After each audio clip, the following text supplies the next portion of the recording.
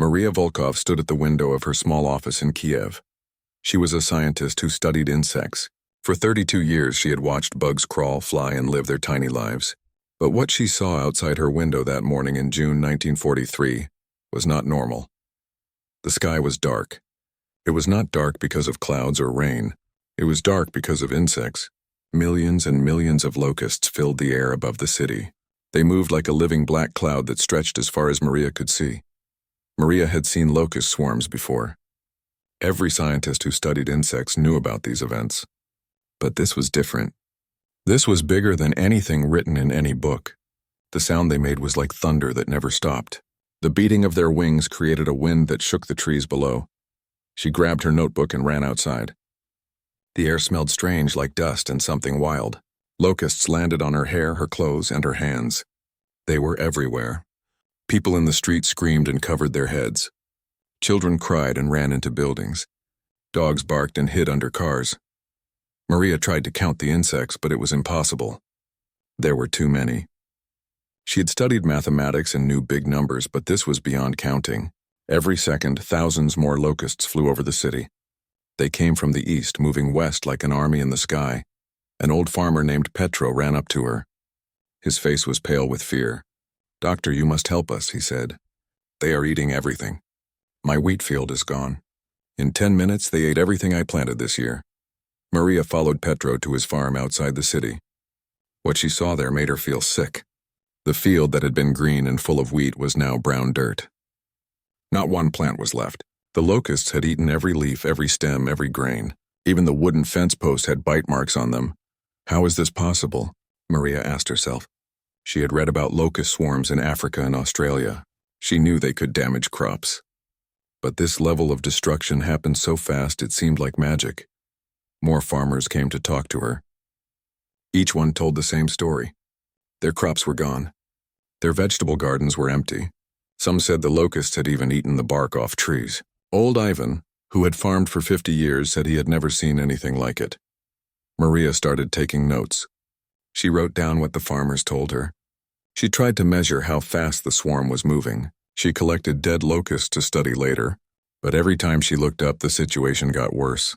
The swarm was so big that it blocked the sun. At noon, the sky looked like evening. Street lights turned on automatically because the city was so dark. Car drivers used their headlights to see the road. People lit candles in their houses even though it was the middle of the day. Maria realized this was not just a local problem. She called her friends at the university in Moscow. They told her similar reports were coming from all over Ukraine, Belarus, and Western Russia. Radio stations broadcast warnings, but the warnings seemed useless. How do you warn people about something this big? She met with local government officials. They were confused and scared. The Nazi army had occupied this area for 2 years.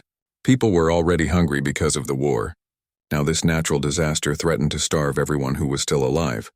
"What can we do?" asked the mayor. He was a small man who looked tired from dealing with war and occupation. Maria did not have an answer. In all her years of study, she had never read about a locust swarm this large. The insects seemed to have no fear of humans. They landed on people and continued eating. They destroyed everything in their path. That evening, Maria walked through the city streets. Locusts covered the ground like a moving carpet. They made a crunching sound under people's feet. Store owners swept them away from their doors, but more insects immediately took their place. She stopped at the city hospital. Dr. Kozlov, an old friend, met her at the door. "Maria, we have a big problem," he said. "People are getting sick from breathing in pieces of dead locusts. The air is full of dust from their wings and bodies." Inside the hospital, Maria saw patients coughing and struggling to breathe. Nurses covered windows with wet cloths to keep the dust out. But the insects found ways to get inside anyway. "How long will this last?" Dr. Kozlov asked. Maria looked out the hospital window. The swarm was still moving overhead. She had been watching for 8 hours, and there was no end in sight. "I do not know," she said. "I have never seen anything like this." That night, Maria could not sleep. The sound of wings and the crunching of insects never stopped. She lit a candle and wrote in her notebook. She tried to estimate the size of the swarm. Based on what she had seen, the locusts covered an area larger than several countries. The number of individual insects was beyond imagination. She thought about the war that was destroying Europe. Millions of soldiers fought each other with guns, tanks, and airplanes. Cities were bombed and people died every day, but now nature itself had joined the fight. These tiny insects were causing more damage than armies. The next morning, Maria received a telegram from Moscow. Government scientists wanted her to study the swarm and find a way to stop it. They were sending supplies and equipment, but Maria wondered if science could fight against something this big. She went back outside. The locusts were still everywhere, but something had changed during the night. People were not just running and hiding anymore. She saw groups of men and women working together. They used brooms, shovels, and fire to fight the insects. Children collected dead locusts in buckets. An old woman named Anna approached her. "Doctor, my grandmother told me stories about locust swarms when she was young. She said people could fight them, but only if everyone worked together." Maria watched as neighbors helped each other protect their remaining food. People shared what little they had. In the middle of this natural disaster, humans were showing they could adapt and survive. But the swarm was still growing. Radio reports said it was spreading across hundreds of miles. The number of locusts seemed infinite. Maria realized that normal methods would not work against such enormous numbers. She looked up at the dark sky filled with insects.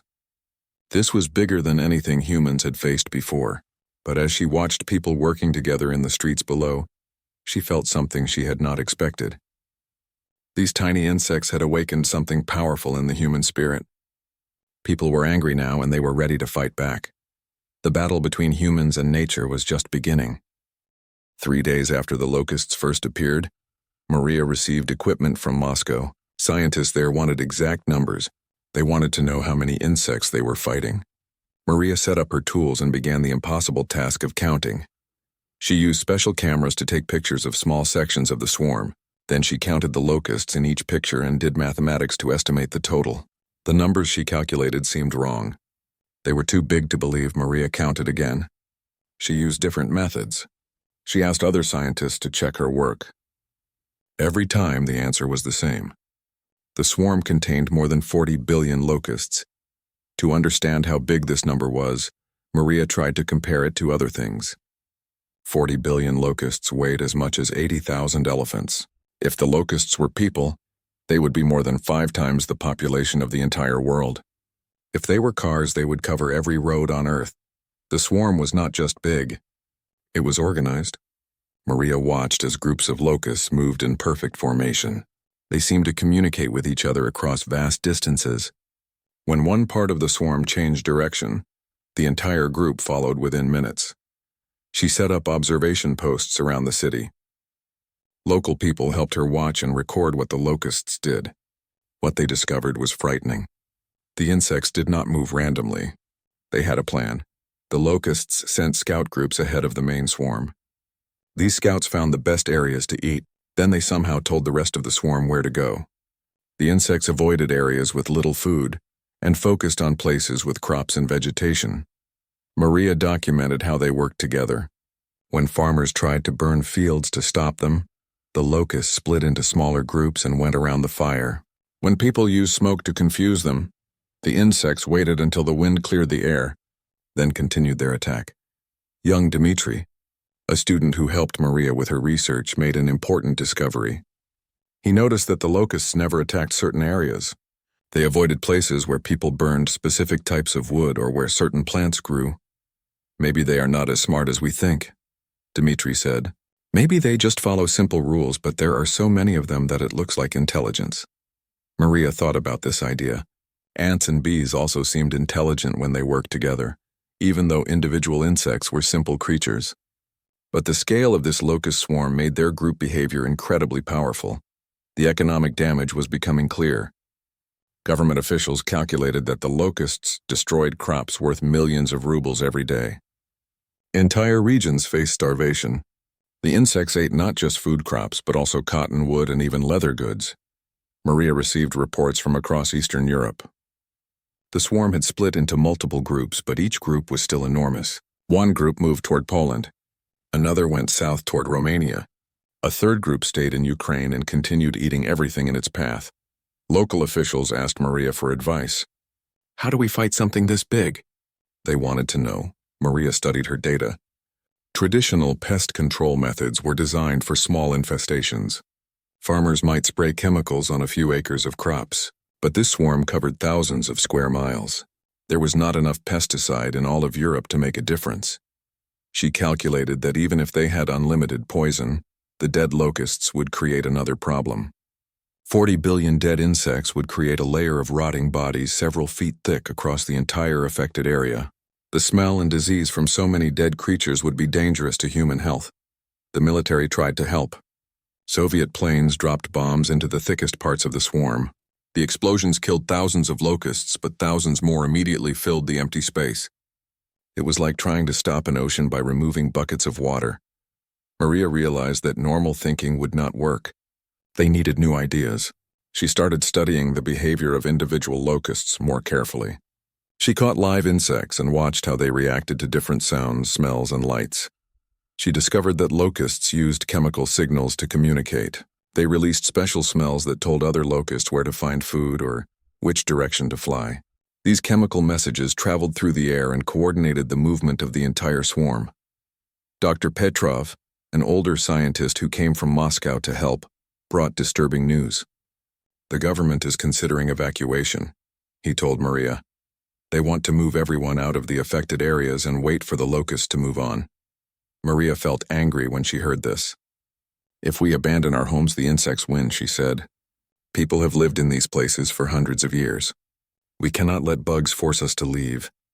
But she understood why officials were considering evacuation. The swarm was destroying everything humans needed to survive. Food, shelter, and even clothing were disappearing. In some villages, people had nothing left except the clothes they wore. Children were especially affected. Maria visited schools that had closed because locusts had eaten through the wooden walls and destroyed books and supplies. Teachers tried to hold classes outside, but the noise from the insects made it impossible to hear. Medical problems increased every day. Dr. Kozlov reported that hospitals were full of patients with breathing difficulties. The dust from locust wings caused allergic reactions. Some people developed infections from bites. Others became sick from eating contaminated water or food. Maria documented psychological effects too. People became depressed and afraid. Some lost hope and stopped trying to protect their property. Others became obsessed with killing locusts and worked day and night without rest. But she also saw examples of human strength. Families shared food with neighbors. Communities organized work groups to clean up locust damage. Children invented games that involved catching and removing insects. An old priest named Father Mikhail told Maria about historical locust swarms. "My grandfather's grandfather lived through something like this," he said. "The insects came like a punishment, but they also brought people together. Neighbors who had been enemies worked side by side to survive." Maria began to understand that this was more than a scientific problem. The locusts were testing human society. They were forcing people to choose between individual survival and working together. She made a decision that night. Instead of just studying the swarm, she would find a way to fight it. The numbers were enormous, but humans had advantages that insects did not have. People could think, plan, and adapt. They could use tools and technology. Most importantly, they could work together across large distances. Maria sent telegrams to scientists in other countries. She asked for help and shared her data. Researchers in Africa and Australia had experience with locust swarms. Maybe together, they could find solutions that no one could discover alone. The next morning brought bad news. Radio reports said the swarm was growing larger. New groups of locusts were joining from other regions. Weather patterns were perfect for their reproduction. Female locusts were laying millions of eggs that would hatch into even more insects. Maria looked at her calculations again. The numbers were so big they seemed like science fiction rather than reality, but the evidence was everywhere around her. The darkened sky, the destroyed crops, and the sound of billions of wings proved that impossible numbers could become reality. She made new plans. If traditional methods could not work against such enormous numbers, then humans needed to think differently. They needed to be as organized and coordinated as the locusts themselves. The real battle was just beginning. Maria knew she could not fight the locusts alone. She needed help from people with different types of knowledge. The war had brought many strangers to Ukraine. Some were enemies, but the locust crisis was bigger than human conflicts. The first person she recruited was unexpected. Heinrich Weber was a German prisoner of war who had worked on a farm before joining the army. The Soviet guards brought him to Maria because he claimed to know about pest control. "I do not trust Germans," said Captain Volkov, Maria's cousin who supervised the prison camp. "But these insects are eating our food faster than his army ever could." Maria met Heinrich in a small room at the prison camp. He was thin and tired, but his eyes were intelligent. He spoke broken Russian mixed with German words. "In my home in Bavaria we had locusts," Heinrich said. "Not like this, but I learned some things. Maybe they help." Heinrich explained how European farmers had fought smaller locust swarms for centuries. They used fire, noise, and barriers to redirect the insects. But he admitted that the current swarm was far beyond anything he had seen. "We need more people," Maria told him. "People who understand farming, weather, and insects." Over the next week, Maria assembled an unusual team. There was Dr. Katya Smirnova, a young woman who studied how insects communicate. There was old Pavel, a farmer who had lived through many natural disasters. There was even Father Mikhail, who understood how communities work together in crisis. The team met in an abandoned schoolhouse. Maps covered the walls showing the movement of the locust swarm. Everyone contributed ideas regardless of their background or nationality. Dr. Smirnova brought important information about insect behavior. "Locusts change when they form swarms," she explained. "Individual locusts are usually harmless, but when too many gather together, their brain chemistry changes. They become aggressive and hungry." Heinrich described German methods for controlling agricultural pests. "We use companion planting," he said. "Some plants repel insects naturally. Maybe we can use this knowledge." Old Pavel shared folk wisdom passed down through generations. "My grandmother said locusts fear certain sounds," he told the group. Church bells, metal pots banging together, even children singing in groups. Father Mikhail understood human psychology. "Fear makes people panic," he said, "but anger makes them fight. We need to help people move from fear to anger." The team worked 18 hours every day. They studied captured locusts under microscopes. They tested different chemicals and sounds. They mapped the insects' movement patterns and tried to predict where they would go next. Maria discovered something important about locust communication. The insects used both chemical signals and physical vibrations to coordinate their movement. When millions of locusts landed on the ground, their footsteps created vibrations that traveled through the earth. Other locusts felt these vibrations and knew where food was located. "If we can disrupt their communication, maybe we can break up the swarm," Maria suggested. Heinrich had an idea about using natural barriers.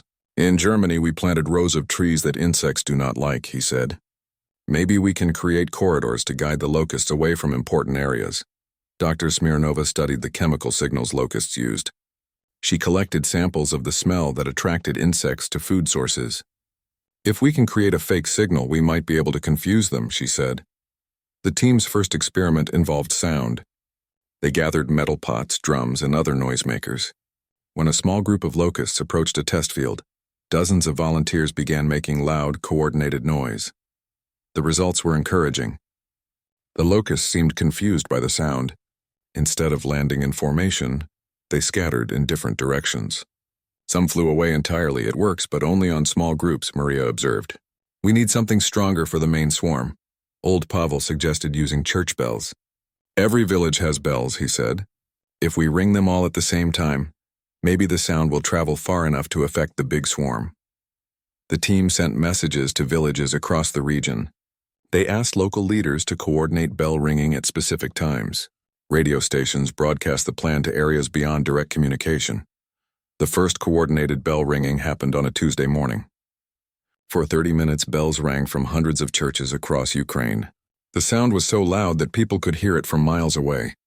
The effect on the locusts was immediate.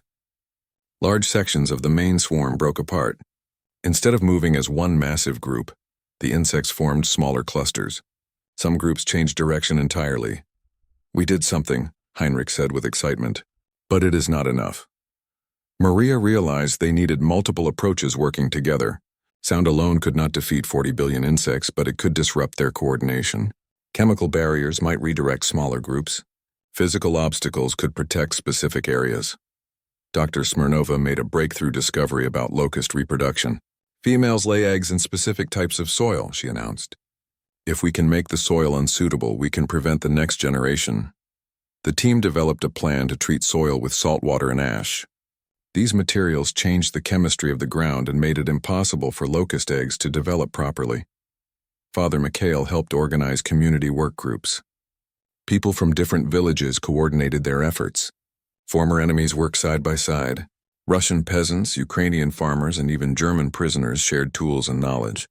Maria documented how desperate circumstances changed human behavior. Families that had feuded for generations cooperated to save their crops. Political differences became unimportant when everyone faced the same threat.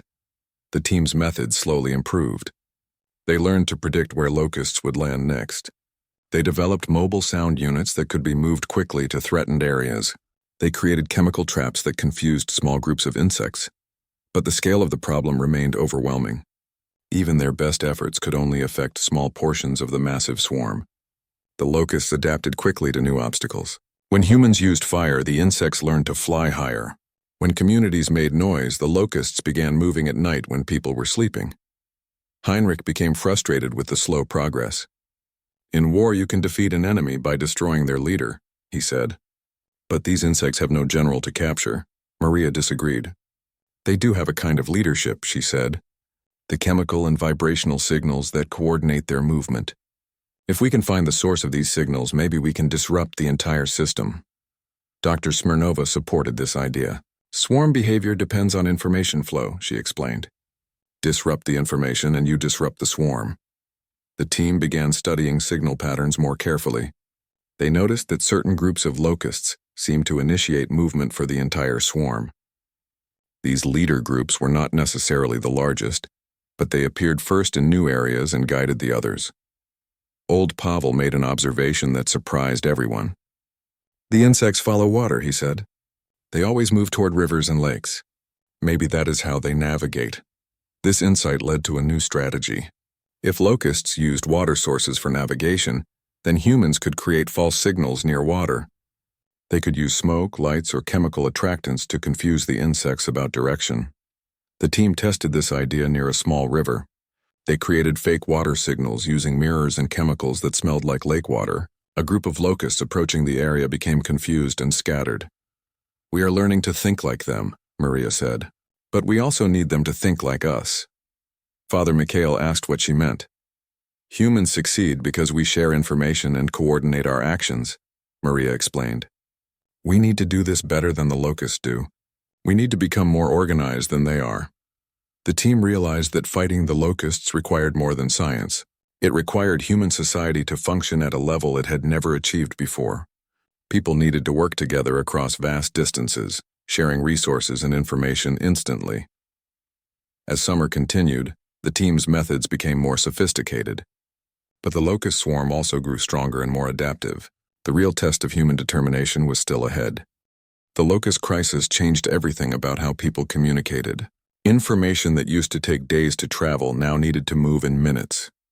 Maria realized that fighting the swarm required a communication network unlike anything that had existed before. The first breakthrough came from an unexpected source.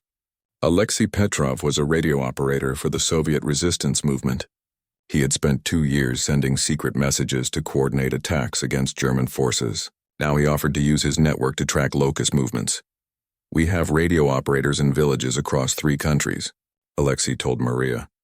"They already know how to send coded messages without being detected by German forces. We can use the same system to share information about the insects." Maria met with resistance leaders in a hidden basement beneath a bombed church. These men and women had been enemies of the German occupation for years. They knew how to operate secretly and how to coordinate actions across vast distances. Captain Boris Volkov, a partisan commander, was skeptical at first. "We use our network to fight fascists," he said. "Why should we waste it on bugs?" Maria showed him photographs of the locust damage. Entire farms had disappeared. Villages faced starvation. "These insects are destroying what we are fighting to protect," she said. "If there is nothing left to liberate, what is the point of our resistance?" The partisan leaders understood her argument. They agreed to share their communication network, but with conditions. The anti-locust operations could not interfere with military activities against German forces. Within days, a new type of information began flowing through the resistance network. Radio operators reported locust sightings alongside military intelligence. Code words for insect movements joined the vocabulary of war. Black cloud moving east toward Minsk meant a locust swarm was approaching. Harvest time in Sector 7 meant locusts were feeding in a specific area. Birds flying south indicated that insects were changing direction. The network grew beyond the original resistance movement. German soldiers, despite being occupiers, were also affected by the locust plague. Some began secretly sharing information with local civilians. Sergeant Klaus Müller was a Wehrmacht communications specialist stationed near Lviv. His unit's food supplies were being destroyed by locusts just like everyone else's. When he learned about the information network, he quietly began contributing data. Wars between humans, Klaus told his radio operator. These insects are enemies of all humans. This cooperation between enemies created strange situations. Soviet partisans and German soldiers sometimes worked in the same areas, tracking locust movements and sharing warnings. They maintained their military hostility while cooperating against the natural threat. Maria became the central coordinator for scientific information. Radio operators across the region sent her reports about locust behavior, weather conditions, and the effectiveness of different countermeasures. She analyzed this data and sent back recommendations for specific locations. The information network revealed patterns that no single observer could have discovered. Locusts avoided certain types of terrain during specific weather conditions. They changed their behavior based on the time of day and the season. Most importantly, they seemed to respond to large-scale human activities. Dr. Smirnova made an important discovery using network data. The locusts react to our reactions, she told Maria. When people in one area use fire to fight them, insects in distant areas change their behavior. Somehow, information travels through the swarm faster than we thought possible.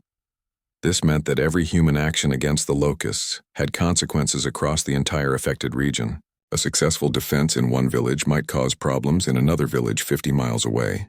The network needed to coordinate not just information, but also timing of countermeasures.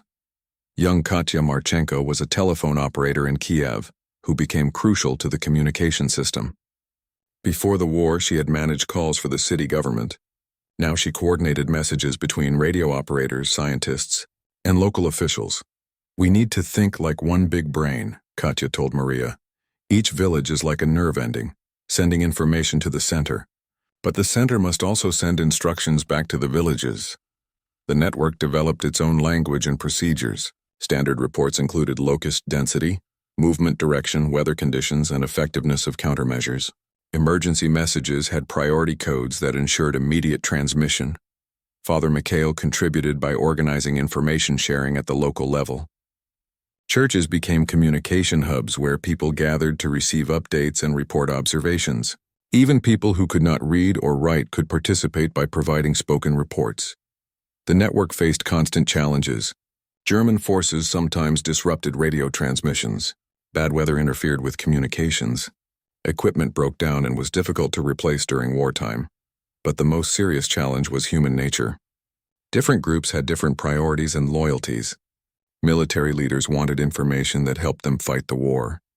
Civilian officials focused on protecting their communities. Scientists needed data for research. Conflicts arose when these priorities clashed. Military operations sometimes required radio silence, preventing locust information from being shared. Civilian authorities wanted resources allocated to their areas first. Scientists demanded detailed data that took time to collect and transmit. Maria worked to resolve these conflicts by emphasizing their common interest. The locusts do not care about our human disputes, she reminded everyone. They eat Soviet crops and German crops equally. They threaten Russian children and Ukrainian children the same way. The network's effectiveness improved as people learned to work together. Radio operators developed efficient reporting procedures. Local leaders established clear responsibilities for information gathering. Emergency response procedures allowed rapid coordination during locust attacks. Heinrich Weber, the German prisoner, contributed technical knowledge about radio equipment. Despite his status as an enemy, his expertise was valuable for maintaining communications. This created tension among Soviet personnel, but practical needs overcame political objections. The network began producing strategic intelligence that no single group could have gathered alone. By combining reports from hundreds of locations, Maria could predict locust movements several days in advance. This allowed communities to prepare defenses and evacuate vulnerable areas. One example of the network's power occurred in late July. Radio operators reported unusual locust behavior near the Dnieper River. Instead of following their normal pattern, the insects were gathering in massive numbers. Maria analyzed the reports and realized that the locusts were preparing for a coordinated attack on the region's remaining grain storage facilities. Without these supplies, hundreds of thousands of people would face starvation before winter. The network allowed rapid warning to all affected areas. Communities evacuated their grain stores to hidden locations. Others prepared defensive measures. When the locust attack came 3 days later, it found empty buildings instead of stored food.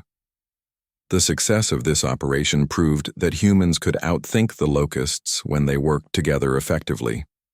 But it also revealed how dependent the defense effort had become on the communication network.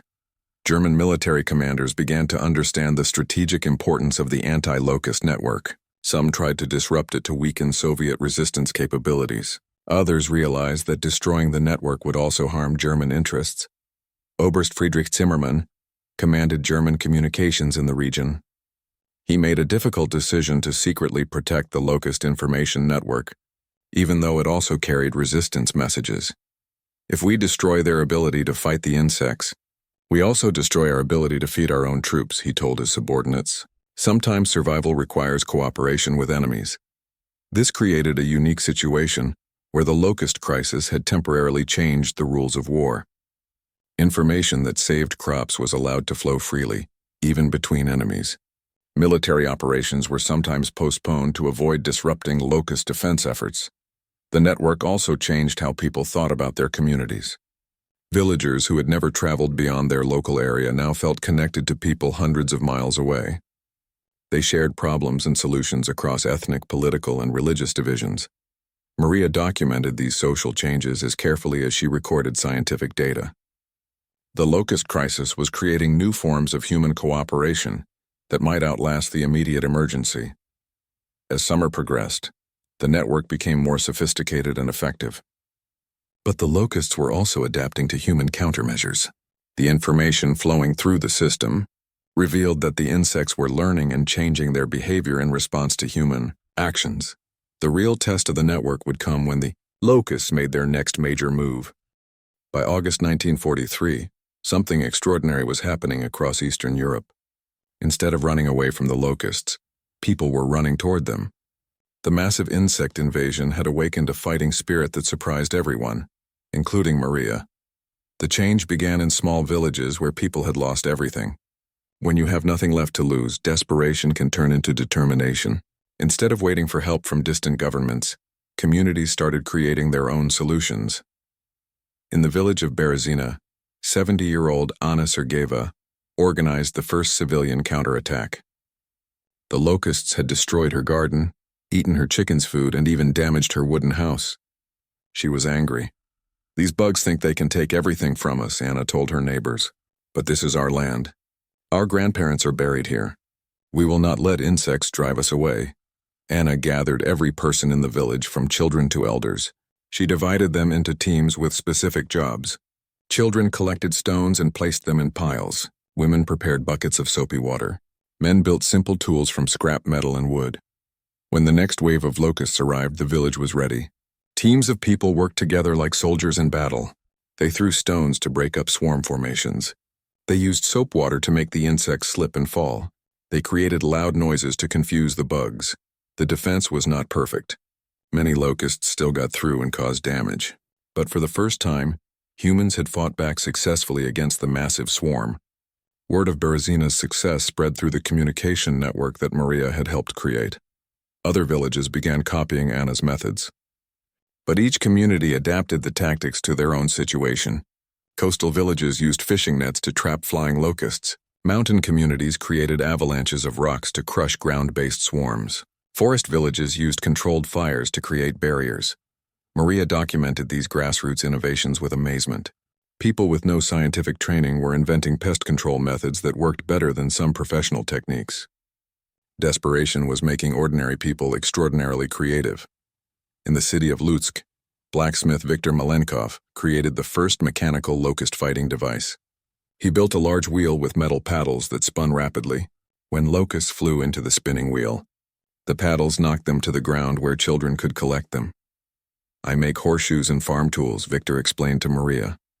"Making bug-smashing machines is not much different. You just need to understand how things move." Victor's invention was copied by metal workers across the region. Soon, spinning wheels, rotating brushes, and other mechanical devices appeared in dozens of communities. People modified the designs based on available materials and local conditions. The network that had started as an information system began coordinating physical resources. Villages with extra metal shared it with communities that had skilled metalworkers. Areas with surplus food supported villages whose crops had been completely destroyed. This resource sharing created new relationships between communities that had been isolated or suspicious of each other. Ukrainian villages helped Russian settlements. Jewish communities shared techniques with Christian neighbors. Even German civilians in occupied areas received assistance. Father Mikhail observed that the locust crisis was breaking down social barriers that had existed for generations. When everyone faces the same enemy, old prejudices become less important, he told Maria. Children played a crucial role in the human response. They were quick, small, and unafraid of the insects.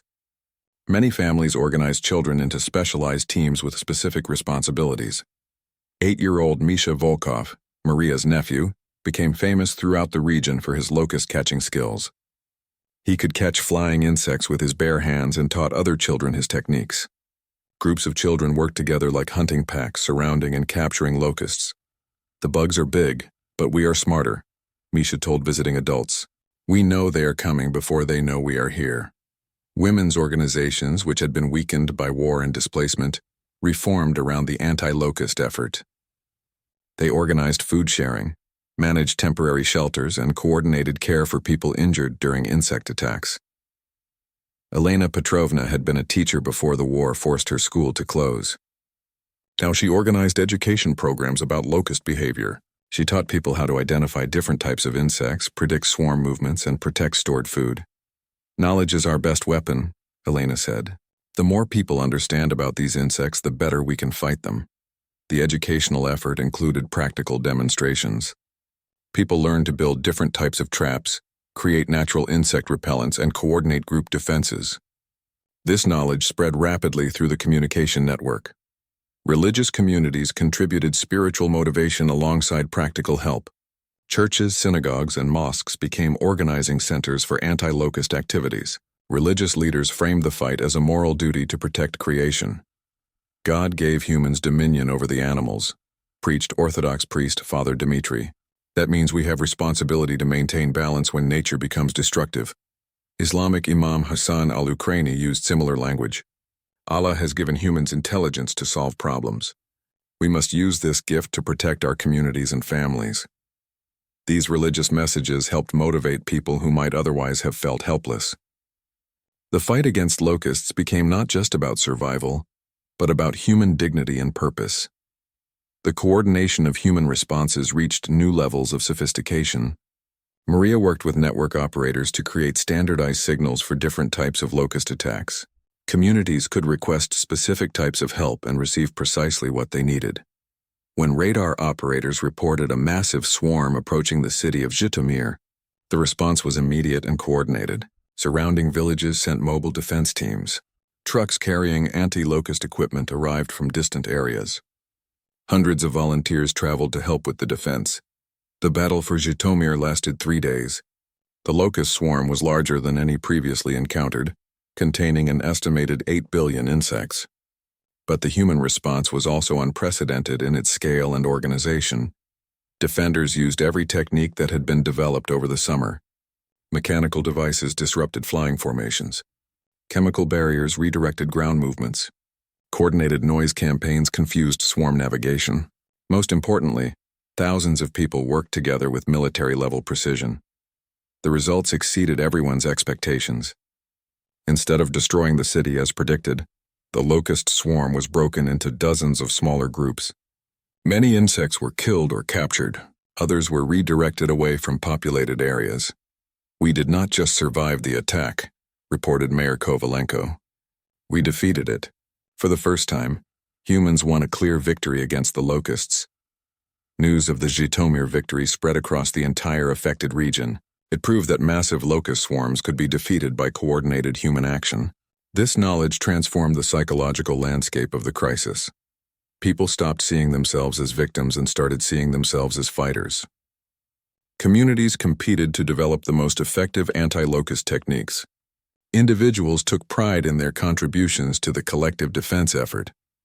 Heinrich Weber, the German prisoner who had joined Maria's research team, observed the change with professional interest. "In military terms, civilian morale has shifted from defensive to offensive," he told Maria. "People are no longer trying to hide from the enemy. They are actively hunting it." This shift in attitude had practical consequences. Instead of waiting for locusts to attack, communities began conducting preemptive strikes against insect gathering areas. Scout teams tracked swarm movements and called in attacks on vulnerable groups. The techniques became increasingly sophisticated. People learned to predict where locusts would land based on weather patterns and previous behavior.